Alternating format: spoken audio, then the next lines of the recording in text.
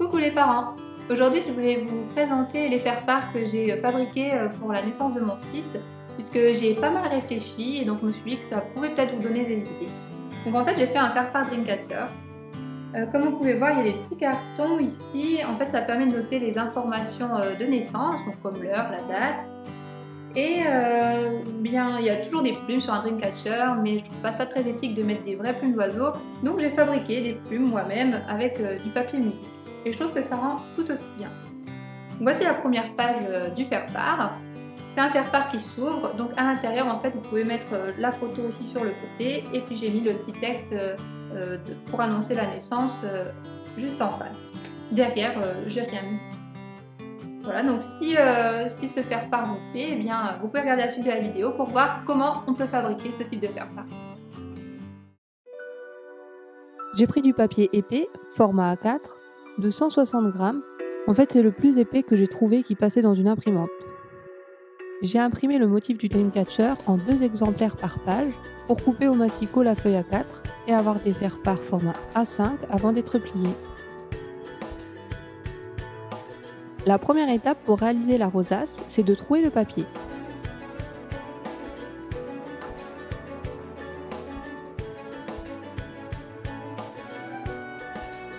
Pour que les distances soient bien réparties sur tout le cercle, j'ai d'abord fait les points cardinaux,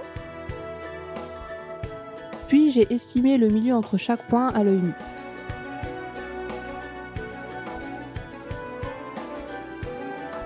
Pour finir, il faut encore faire des petits trous au niveau du médaillon.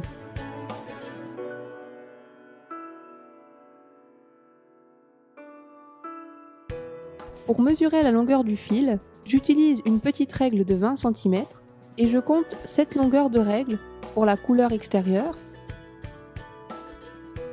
et 5 longueurs pour la couleur intérieure.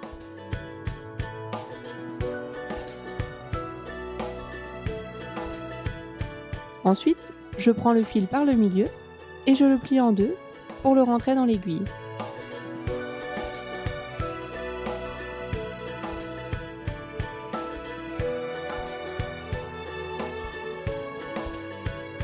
Il faut passer l'aiguille par derrière, puis de l'avant vers l'arrière comme ceci.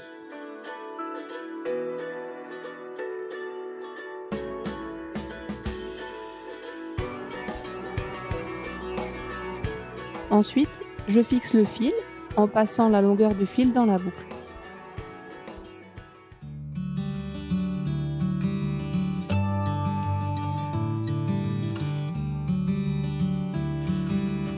Il faut repasser vers l'avant et le tressage de la rosace va pouvoir commencer.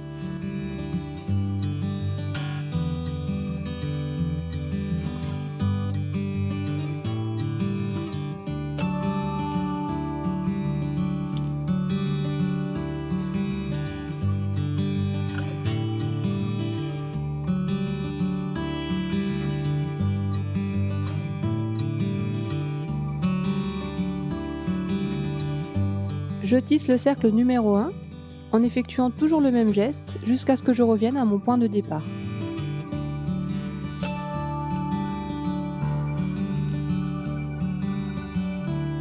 Attention à ne pas trop tendre le fil car il va se tendre au fur et à mesure du tissage.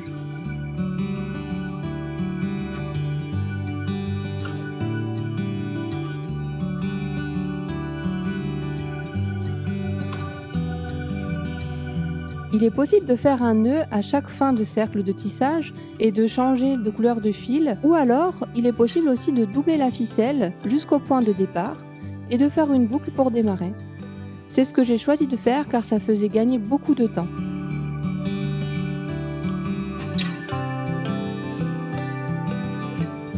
De nouveau, il faut faire une boucle à chaque milieu de section de fil.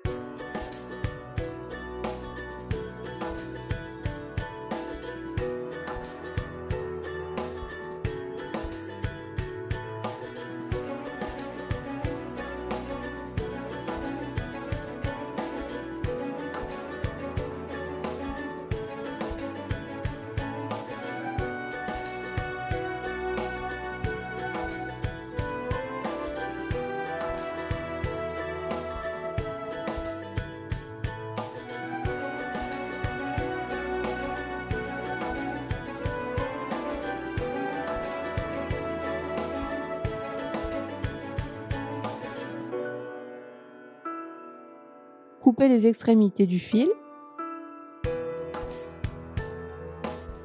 et coller avec de la colle vinylique.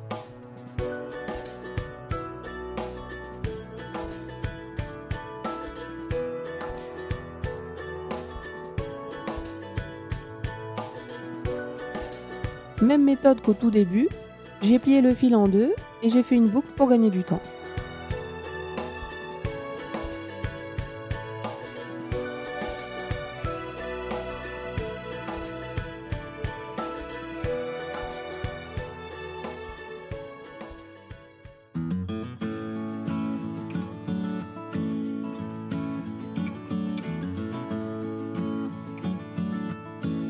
J'utilise mon pic pour attraper le fil car c'est beaucoup plus simple.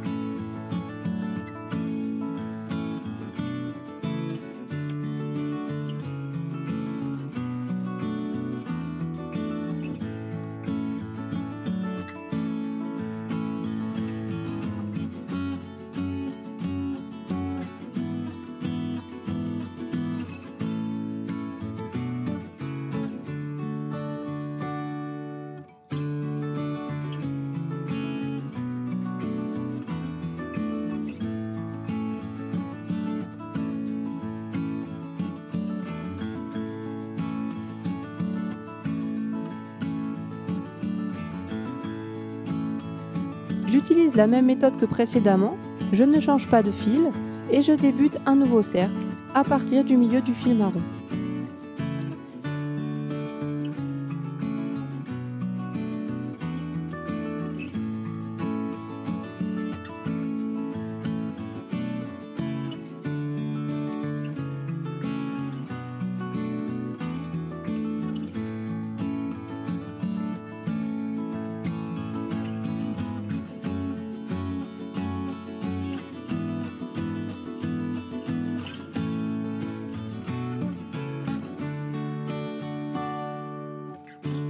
Je suis maintenant revenue à mon point de départ.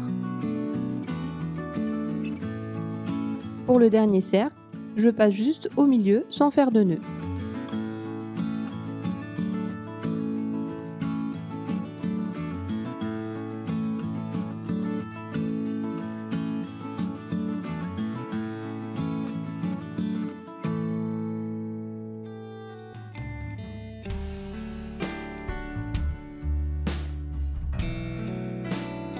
C'est fini.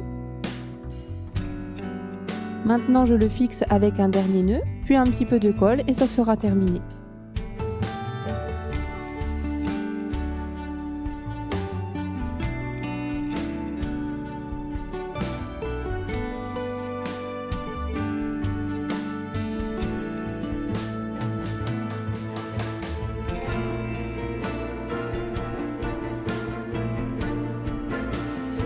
Voilà le résultat devant et derrière, en sachant que toute cette partie sera cachée par la photo. Petite astuce, si vous avez choisi un fil épais avec plusieurs brins, vous pouvez faire un nœud avec un fil de couture pour affiner le groupement de fils et le laisser le temps que la colle sèche, puis le retirer. J'ai coupé au massicot des lamelles de papier, puis j'ai coupé chaque lamelle en petits cartons. Je les ai perforés par deux pour que le trou soit placé au même endroit.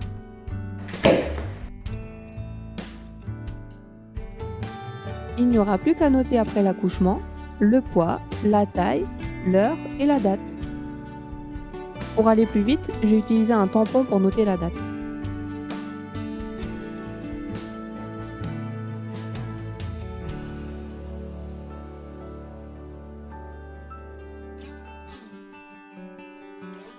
Il faut faire un patron. Moi j'avais testé différentes formes, plus pointues, plus rondes. Voilà ce que ça peut donner. J'ai aussi testé différentes tailles. Finalement j'ai retenu ce modèle de plume. Avec ce test, je me suis rendu compte que la tige allait être assez fine et donc assez fragile, donc j'ai eu l'idée de rajouter un morceau sur le côté que l'on peut plier pour renforcer la tige.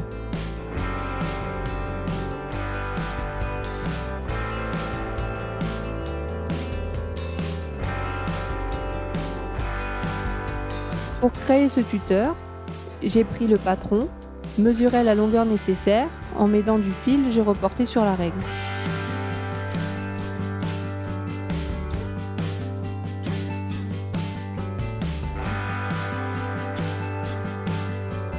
J'utilise une pince comme celle-ci.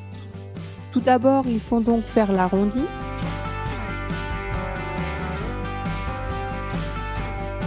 Il faut bien fermer l'anneau.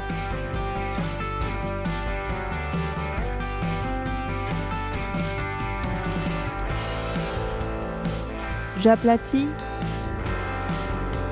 et je tends bien le fil d'aluminium pour enlever les défauts.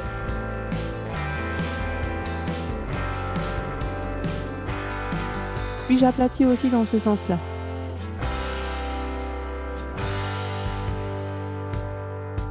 Ensuite, je mesure les 8,8 cm. Je fais une marque avec un crayon et je coupe avec une pince. Une fois tous les bâtons faits, je prends le patron, je prends le fil d'aluminium qui est droit et je vais le lisser et le courber pour lui donner la forme de la plume, et je fais ça avec tous les fils d'aluminium.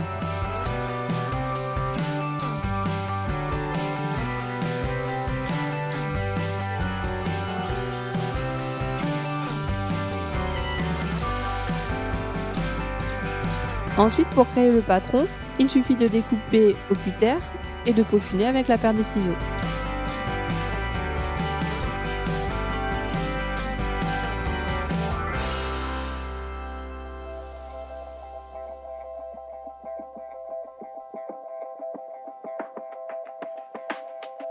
J'ai sélectionné une partition.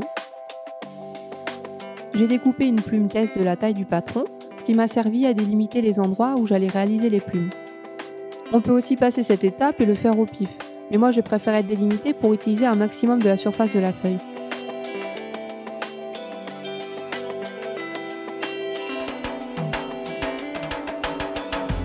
Sur cette page par exemple, j'ai su en faire 17. Je prends les tiges en métal et je les centre. Pour qu'elles ne bougent pas le temps d'encoller toute la page, je mets une touche de colle pour les fixer au milieu.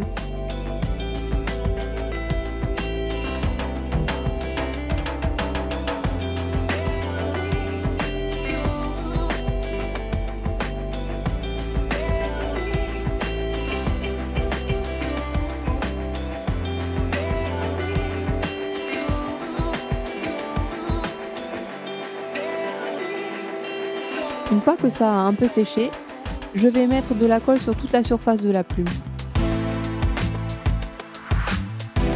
Il ne faut pas mettre de colle sur l'anneau en aluminium. Je mets le doigt dessus pour y faire attention.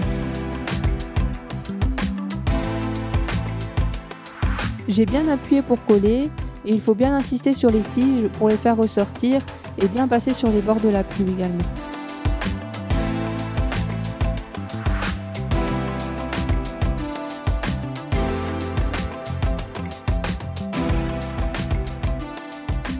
Puis j'ai laissé sécher à l'intérieur du livre avec du poids dessus.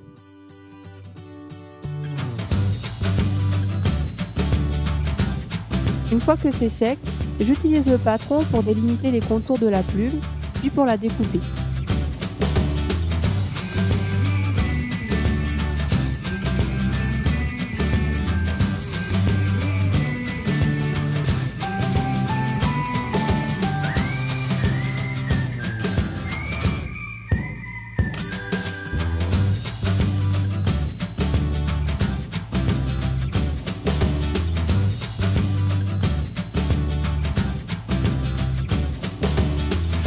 S'il n'y a pas de colle sur la tâche, la découpe se fait très facilement. Il y a des traces de crayon sur le papier, il suffit de gommer.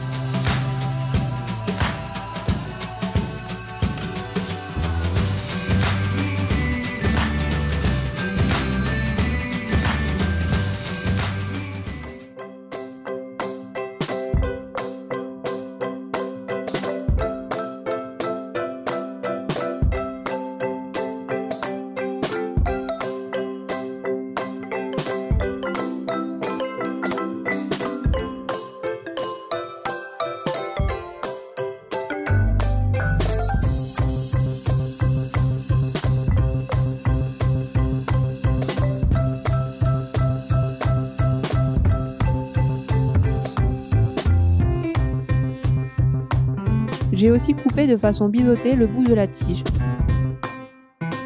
Pour plier la tige, je mets du côté non coupant de la paire de ciseaux.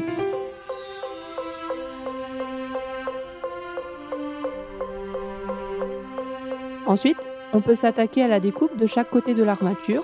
Il faut couper le plus finement possible.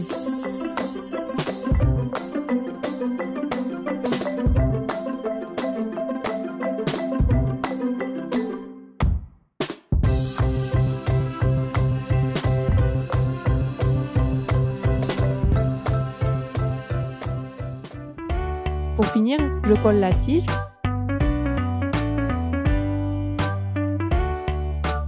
Et je maintiens avec 2 pinces à linge le temps que ça sèche.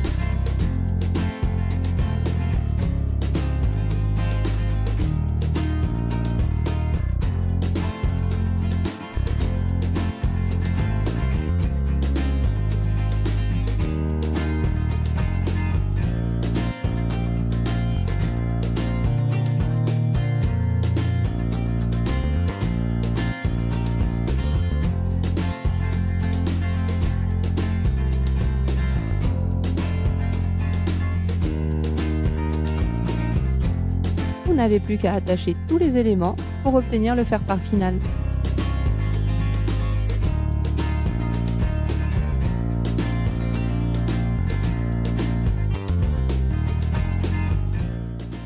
Comme vous en doutez, de fabriquer des faire-part comme ça prend du temps, donc prenez-vous-y à l'avance. Dans l'idéal, c'est d'avoir fini ces faire-part et d'avoir tout terminé, tout attaché avant d'avoir accouché. Comme ça, il ne vous reste plus qu'à noter les informations de naissance et du coup, ça va super vite. Et vous avez un magnifique faire-part que vous pouvez envoyer dans les délais. Bon, ça n'a pas été mon cas, hein. Moi j'ai un peu traîné, j'avais pas terminé mes plumes et donc j'ai envoyé mes faire-part de naissance 2 mois après la naissance de mon fils. Donc voilà, amusez-vous bien à faire vos faire-part et je vous dis à bientôt dans ma prochaine vidéo.